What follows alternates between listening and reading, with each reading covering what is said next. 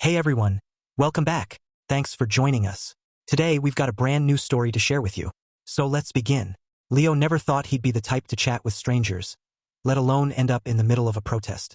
His days were like clockwork. Work at the garage, back to his small apartment, maybe some TV or a book before bed.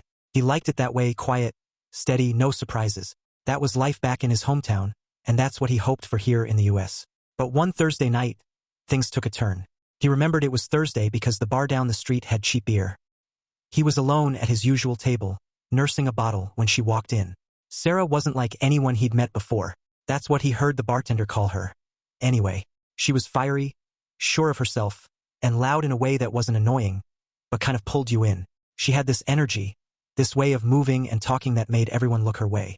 He didn't know why, but when her eyes met his, he froze. She smiled, not a polite, forced smile, but a real one.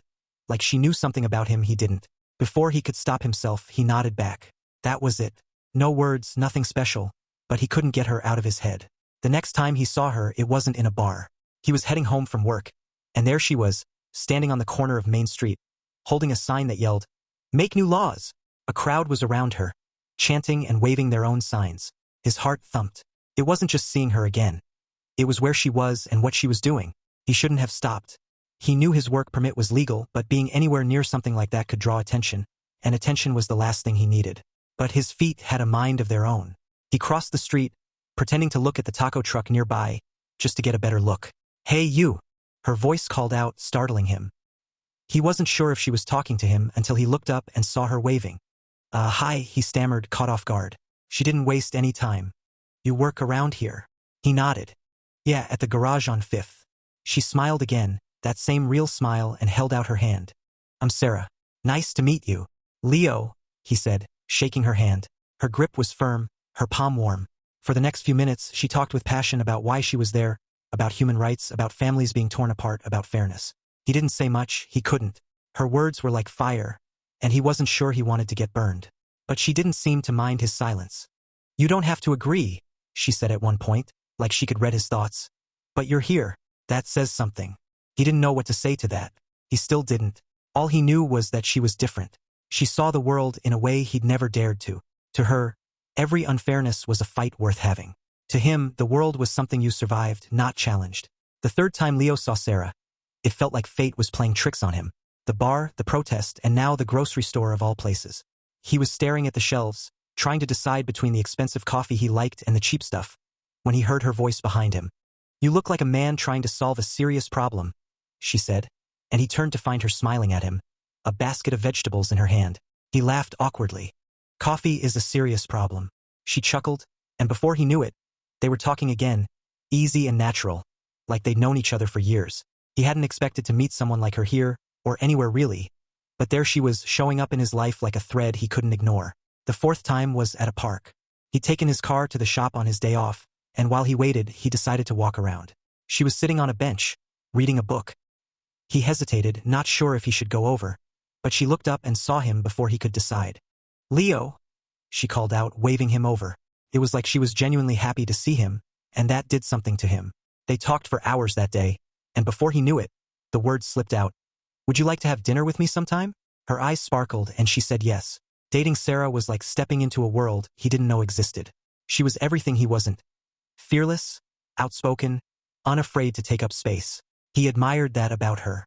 She made him feel things he'd long buried: hope, excitement, even a strange sense of safety, though he knew he wasn't really safe. One night, after a few months of dating, he decided it was time to tell her the truth. Not just the bits and pieces of his life he'd shared casually, but the real story, the one he never talked about. They were sitting in her apartment, the city lights casting shadows on the walls. She was curled up on the couch, looking at him with that curious, patient look she always had when she knew he had something on his mind. "Sarah," he began, his voice heavier than he wanted it to be. "There's something I need to tell you." Her brow furrowed slightly, but she nodded. "I'm listening." He took a deep breath, gathering the courage he wasn't sure he had. "Before I came here, I was a commando back in Mexico, part of a special forces group." Her eyes widened a little, but she stayed quiet, letting him continue. "We did dangerous things. My unit fought the cartels. It wasn't just raids or patrols. It was war, every day, every mission, life or death. And one day, I lost. I was injured during an operation, a bad one. It left me unable to keep up with the unit. He paused, his throat tightening as he remembered the weight of that decision, the shame he'd carried for years. They let me go honorably, but still, I wasn't a soldier anymore. Sarah reached out and took his hand, her touch grounding him. Leo, that must have been so hard. It was, he admitted. But it got worse. After I left, the cartel came for me. They wanted me to join them, to use my training, my skills for them. And when I said no, well, you don't say no to them without consequences. Her grip on his hand tightened. What did you do? I ran, he said simply. I knew they wouldn't stop until they found me, until they took me out. So I left everything behind, my family, my friends, my country. I got a work permit and came here hoping I could start over, that they wouldn't follow me. The room was silent for a moment, her gaze searching his. He could see the questions in her eyes, the concern, but also something else, something he hadn't expected. You're brave, she said finally, her voice soft but firm. Not just for what you did back then, but for telling me now. He shook his head. Brave would have been staying and fighting. No, she said, her tone leaving no room for argument. Brave is knowing when to walk away, when to survive. Her words hit him in a way he couldn't explain. For the first time in a long time, he didn't feel like a coward. He didn't feel like a man running from his past. He felt seen, understood, and maybe, just maybe, a little bit hopeful. Getting married to Sarah was a whirlwind. Something that felt both unreal and inevitable. They weren't the type for traditions, but being with her made him believe in stability, in roots, in a life he never thought he'd have. They had a small ceremony at the courthouse with a few friends as witnesses. She wore a simple white dress, her hair loose, and he remembered thinking she looked like everything he'd ever wanted and never thought he deserved. When the judge said they were husband and wife, she grinned and whispered, "Ready for the adventure of a lifetime, Mr. Lopez?" He smiled back, a deep, quiet joy. "As long as you're by my side, Mrs. Lopez." For months after the wedding, they talked about what was next. Sarah's work as an activist kept her busy, but she was starting to feel burnt out by the constant fight. She loved what she did, but she confessed one night, lying beside him in bed, that she wanted something more grounded, something that felt like building instead of tearing down. "Have you ever thought about going back?" she asked softly, her head resting on his chest. "To Mexico?" he asked, though he knew that's what she meant. She nodded. "Your stories about your hometowns sound beautiful, peaceful, and you talked about wanting to open your own garage. Maybe it's time to stop running." Her words stayed with him for years. He'd buried the idea of going back, convinced it was impossible. But now, with Sarah by his side, he started to wonder if maybe he could reclaim the life he'd left behind. Before they made any decisions, he knew he needed answers. He called his cousin, Miguel, who still lived back home. Miguel had always known what was happening with everyone in town, and more importantly, with the cartel. "Miguel," Leo said, his voice steady despite the nerves twisting in his gut. "I need to know if it's safe for me to come back." There was a long pause on the other end. "Leo, it's been years. The cartel doesn't care about you anymore. They've moved on. You're not a target. Not anymore." Leo exhaled, the weight of his words hitting him all at once. He wasn't sure if he believed him, but a part of him desperately wanted to. "You're sure?" he pressed. "As sure as I can be," Miguel said. "Come home, Primo. It's time." Sarah and Leo packed up their life in the US and made the long drive south. Crossing the border felt like stepping into another life, one he hadn't seen in years. The air smelled different, richer somehow, and the landscape was both familiar and foreign. He pointed out landmarks to Sarah as they drove, places he remembered from his childhood, places he hadn't thought about in years. When they arrived in his hometown, it was like stepping into a memory. The streets were the same, but the faces were older, the colors a little more faded. His family welcomed them with open arms, and Sarah charmed everyone instantly with her warmth and curiosity, even when she stumbled over her Spanish words. He found a small, run-down garage on the edge of town with peeling paint and rusted tools. It wasn't much, but he saw the potential. With Sarah's help, he cleaned it up, bought some new equipment, and opened for business. "Leo's Garage," the sign said, painted in bright letters that Sarah insisted on doing herself. The first few weeks were slow, but word spread quickly. People remembered him, and even those who didn't were drawn in by Sarah's friendly smile and the promise of honest work. He poured everything into that garage, his skills, his heart, his hope for the future. 2 years into their new life in Baja, things weren't what he thought they'd be. The garage was doing well.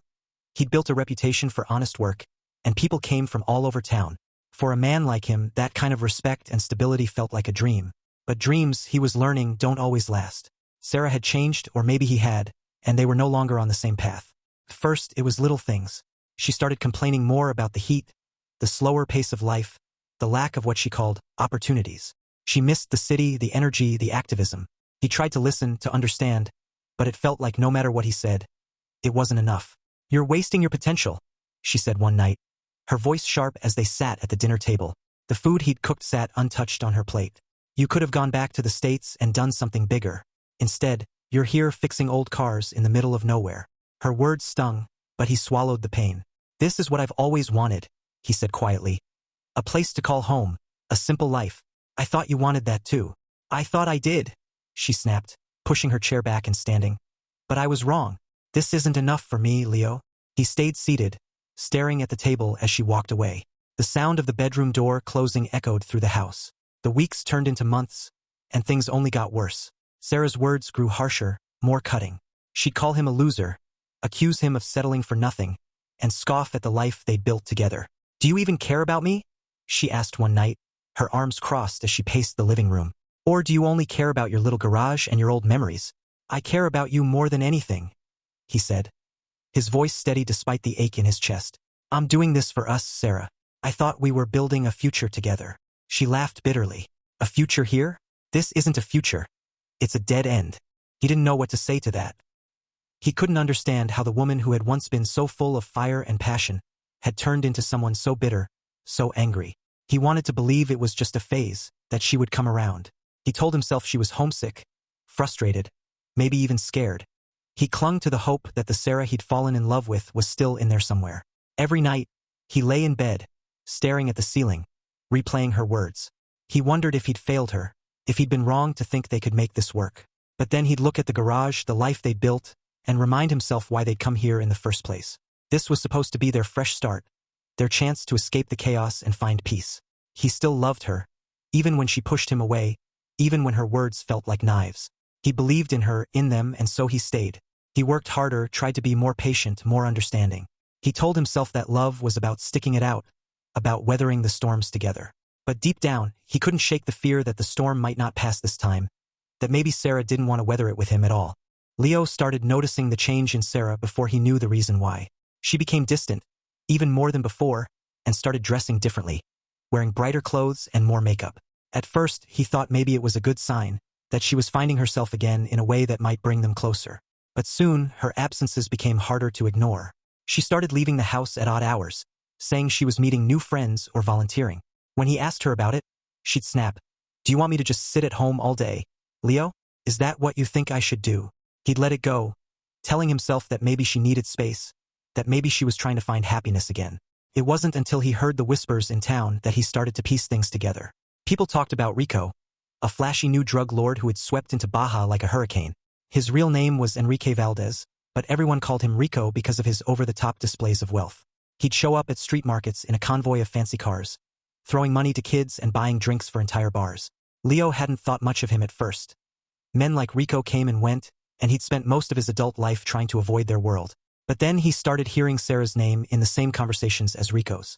"She was with him at the cantina the other night," a customer said casually one afternoon as Leo worked on his truck.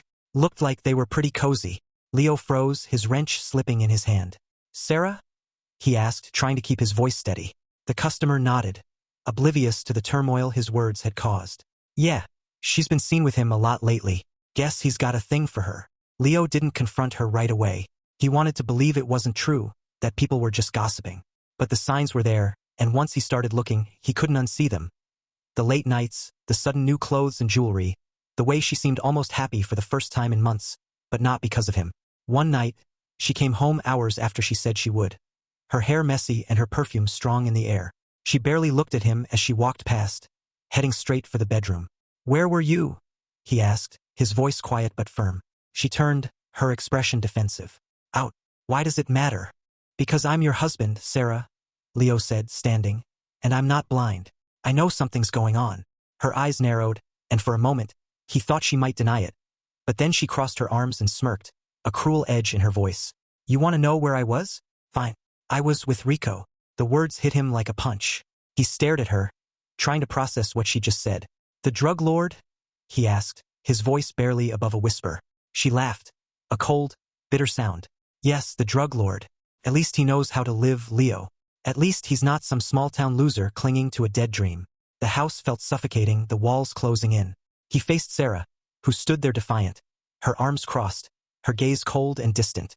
The woman he had once loved so fiercely now felt like a stranger.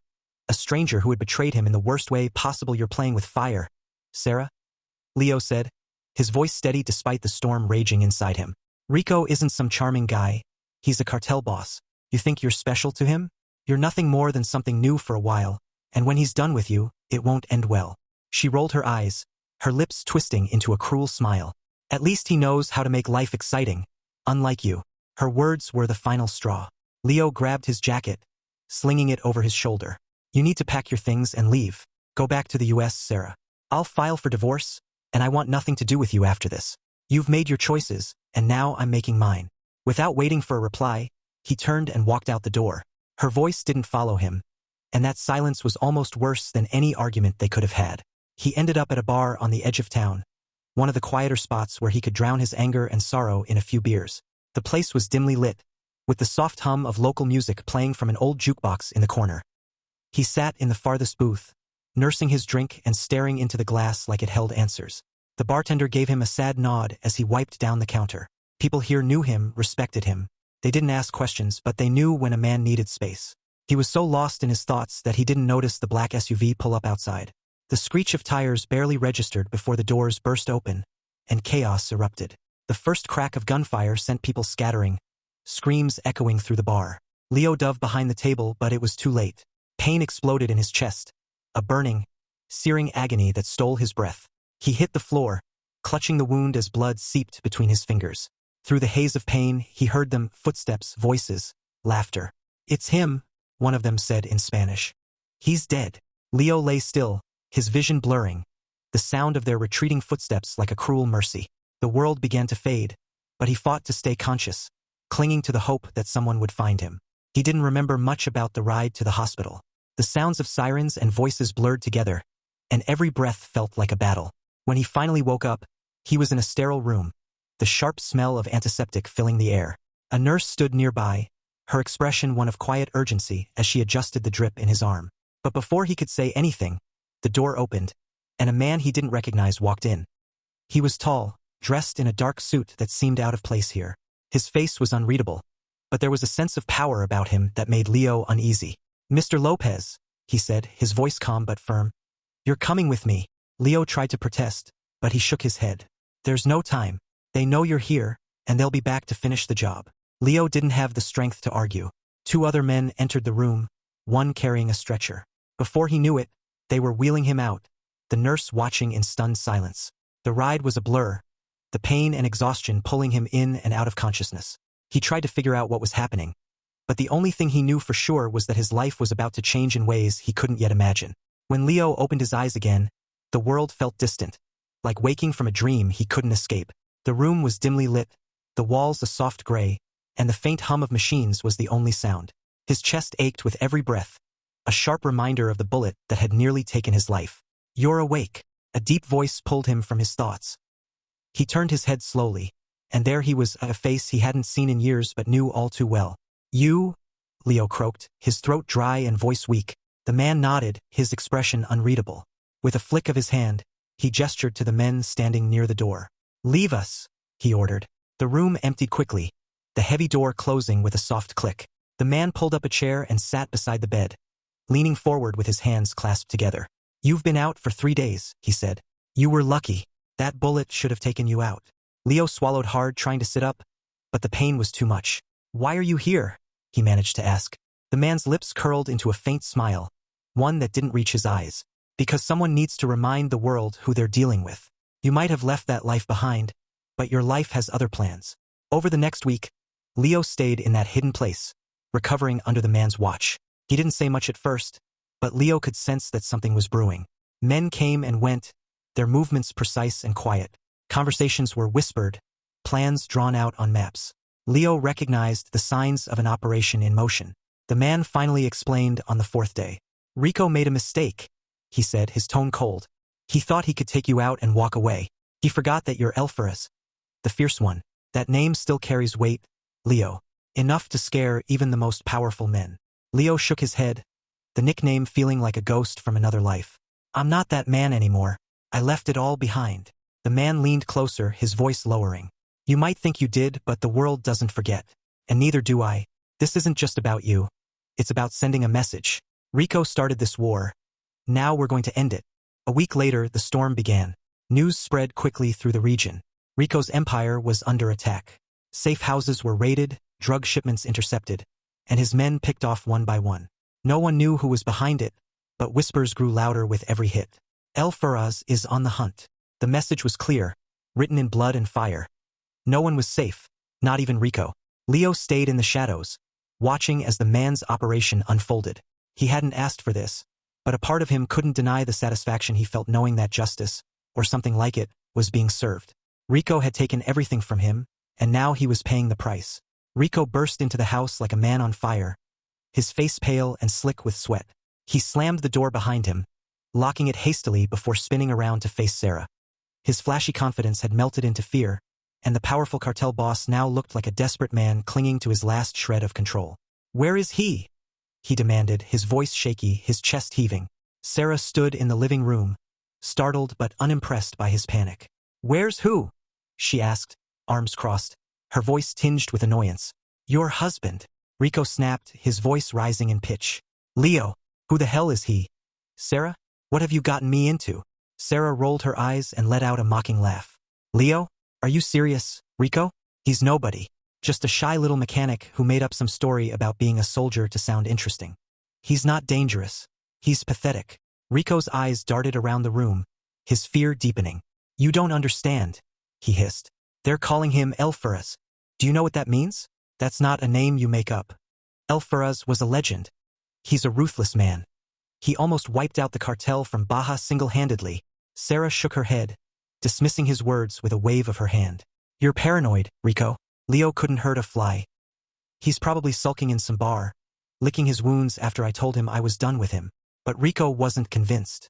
He paced the room, muttering to himself. "They've hit every one of my safe houses. My men are gone. They left messages, warnings. El Faraz's name is written all over this. He's hunting me, Sarah. And now they'll come here." Sarah laughed again, a cruel, hollow sound. "You think my boring, useless husband is some kind of assassin? Please, you're losing it, Rico." Before Rico could respond, the sound of shattering glass and splintering would erupted from the back of the house. Both of them froze, the color draining from Sarah's face as masked men stormed into the room, moving with military precision. "Get down!" one of them barked, his voice sharp and commanding. Sarah screamed as two of the men grabbed her, pulling her hands behind her back. Rico tried to run, but he didn't make it far. A single blow to the back of his head sent him sprawling to the floor. He whimpered as they hauled him to his knees, a gun pressed to his temple. "What do you want?" Rico begged, his bravado completely gone. "I'll pay whatever you want. It's yours." The men didn't respond. Instead, one of them tilted his head toward Sarah, who was struggling against her captors. "Her too," he said simply. "No, you can't." Sarah's protests were cut off as a hood was pulled over her head, muffling her cries. In a matter of minutes, the house was silent again, the masked men disappearing into the night with their captives.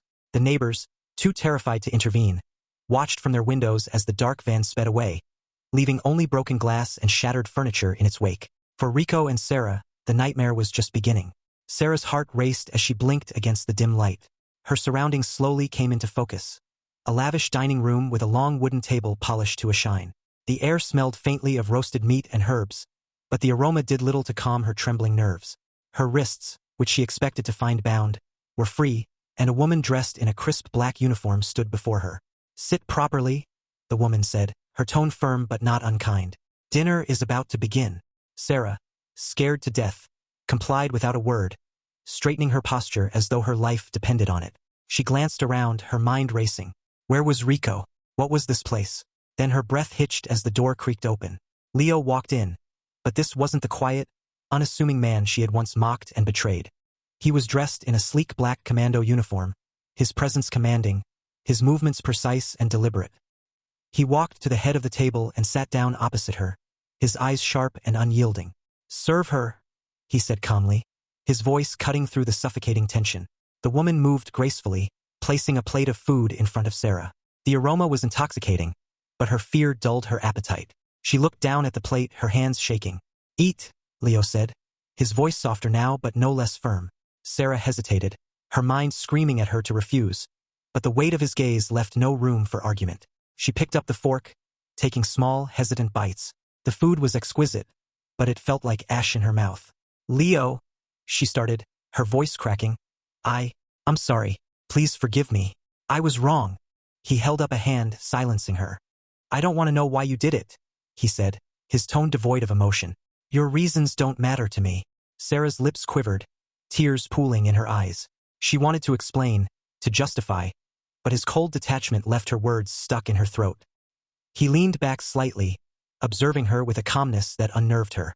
Then, in a stark contrast to the tension in the room, he gestured toward her plate. "How's the food?" he asked. She blinked, caught off guard by the question. It's good," she stammered, swallowing another bite despite the lump in her throat. Leo nodded, his gaze still fixed on her. "The meat is locally sourced," he said, as if discussing the weather. "Fresh, tender. The cook here knows how to bring out the best in it." Sarah nodded mutely, not knowing what to say. She had expected anger, screaming accusations, but this was something entirely different, something that scared her more than anything she had imagined.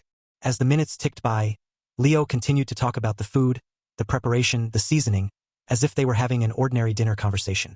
Sarah tried to keep up, answering his questions when prompted, but her fear only grew with each passing moment. Whatever Leo had planned, she knew it wasn't going to end with dessert. Leo leaned forward slightly, his piercing gaze locked onto Sarah's trembling form. His tone remained calm, almost conversational, as he gestured toward her plate. "You know, Sarah," he began, "Mexico is a country where nothing goes to waste. We are resourceful, especially when it comes to food. It's a lesson passed down through generations, to respect what we have, to use every part of what's given to us." Sarah froze, the fork halfway to her lips, her stomach twisting with unease. Her eyes flickered down to the plate, then back to Leo, searching his face for answers she wasn't sure she wanted. "The cook," he continued, his voice steady, "put a lot of effort into this meal, made sure everything was prepared perfectly, every piece cooked just right." He tilted his head slightly, a faint smile curling at the corners of his lips. Sarah's fork clattered onto the plate as her hands began to shake uncontrollably. What are you saying?"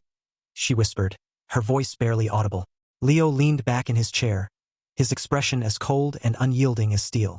"I'm saying, Sarah, that Rico has been served to you with the utmost care. He won't be needing what's left of him where he's going. But I thought you might appreciate one last meal together." Sarah's breath came in shallow gasps as the room spun around her. She pushed the plate away, bile rising in her throat, but Leo's voice cut through her panic like a knife. "Hopefully," he said, his voice almost kind now, "he'll keep you full for your next journey, wherever that may take you." Tears streamed down her face as she sobbed uncontrollably, her entire body trembling. Leo stood up, adjusting his uniform with precision. "I warned you, Sarah," he said, his voice devoid of emotion. "You played with fire, and now you're burning." Without another word, he turned and walked out of the room, leaving her alone with the plate in front of her, the grotesque reality of her choices staring back at her. Leo's footsteps echoed down the hall as he exited the room, leaving Sarah trembling at the table. But before she could fully process the overwhelming dread that had gripped her, another presence filled the doorway. A man stepped in, tall and lean, his eyes wide with manic energy. He smiled, a chilling, almost deranged smile, as he slowly approached her, his every movement deliberate, as though he were savoring the moment. Well, he said in a tone laced with amusement. "How was the food?" Sarah, still frozen in fear, looked up at him, her heart hammering in her chest, and for the first time, she couldn't find her voice. The smile on his face seemed to stretch impossibly wide, his teeth gleaming like a predator's.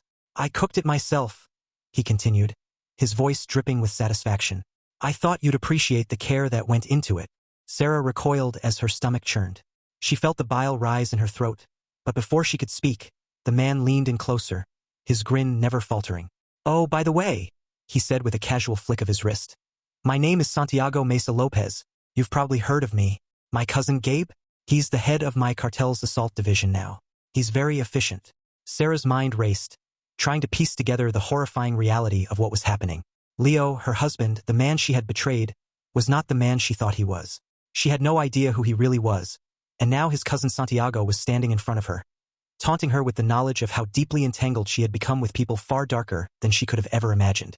Santiago's gaze never wavered as he studied her reaction, his smile sharp, knowing, and utterly unrepentant.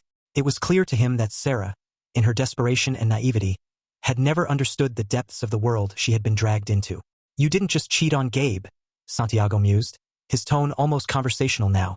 "You crossed into a world where there are no second chances, no easy outs." He took a step back, his eyes gleaming with dark amusement. "And you, my dear, will never get another chance." Sarah's breath hitched in her throat, and for the first time, she understood the cold, ruthless truth of what she had done. Her fate had already been sealed, and there was no turning back now. Santiago let the silence linger for a moment, savoring her terror, before turning on his heel. "Enjoy the rest of your meal," he called over his shoulder, his voice now carrying a note of finality.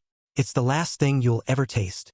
And with that, he disappeared into the shadows, leaving Sarah alone in the dark, the weight of her choices settling over her like a tomb.